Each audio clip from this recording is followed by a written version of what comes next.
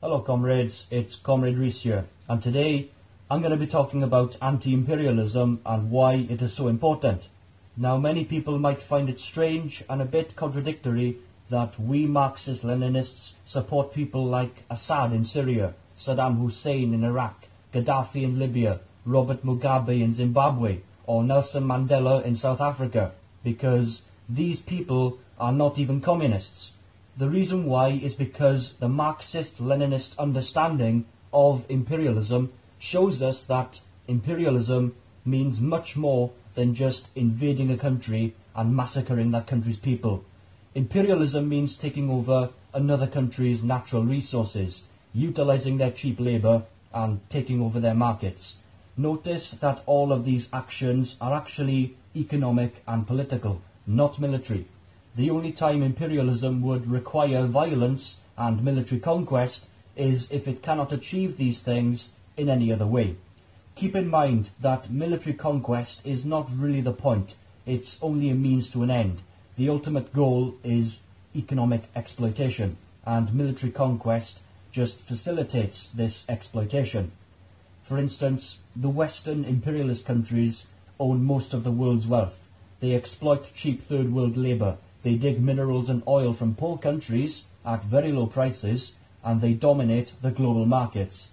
Even though imperialism itself is an economic activity, some imperialist countries do engage in constant imperialist wars to further their economic interests, most notably the United States and Britain. Are the anti-imperialist countries all socialist?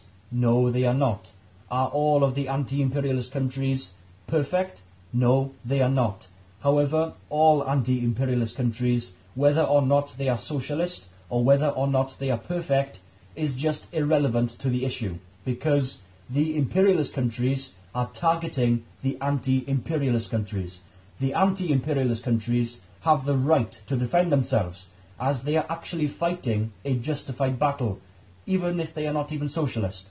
The imperialist countries, so countries like the United States of America, Britain, Canada, Israel, Germany, France, etc., are the biggest enemies of the working class everywhere, which means that anyone who is fighting against imperialism is fighting a just battle on the side of the working class. I do understand that with the imperialist countries and the anti-imperialist countries, there are some internal contradictions, but the context is definitely there.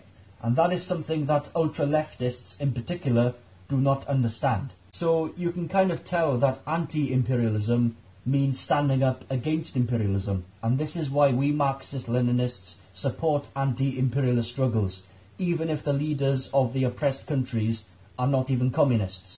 Unfortunately, a lot of people on the left kind of dismiss anti-imperialism as being synonymous with capitalism. But this is not a dialectical materialist way of thinking at all, and by doing this, they fail to see that imperialism is actually the highest stage of capitalism, and that by standing against imperialism is to therefore stand against the development of capitalism. So people who do not understand anti-imperialism tend to misunderstand that capitalism has changed a hell of a lot since it became a system back in the 1800s, and they seem to think that all that there is to capitalism are the basic fundamentals like private property or wage labour, and granted these are tenets of capitalism, but they fail to see that anti-imperialist struggles do in fact directly benefit the struggle for socialism, as anti-imperialism basically makes it easier for a socialist struggle to succeed, because nobody really wants to fight a war on two fronts, do they? To have a country that is divided during the time of an imperialist foreign aggression is not practical at all. And this is why standing against anti-imperialism actually comes from a complete lack of understanding of what is practical. It's also a very idealistic perspective that sees the world as black and white, and that everything should happen as it is envisioned to happen, without any sort of context around it at all.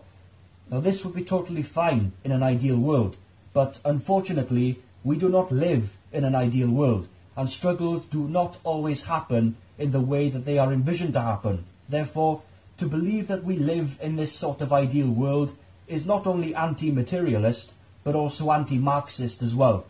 We Marxist-Leninists see that the world is not perfect, and we create a practical plan of action to change that. So even though not all anti-imperialist movements are perfect, they still deserve plenty of support because of their given context. So I see that standing against anti-imperialism actually makes it harder for the socialist struggles within the oppressed countries, and it makes it easier for the imperialist countries to strengthen their imperialist system.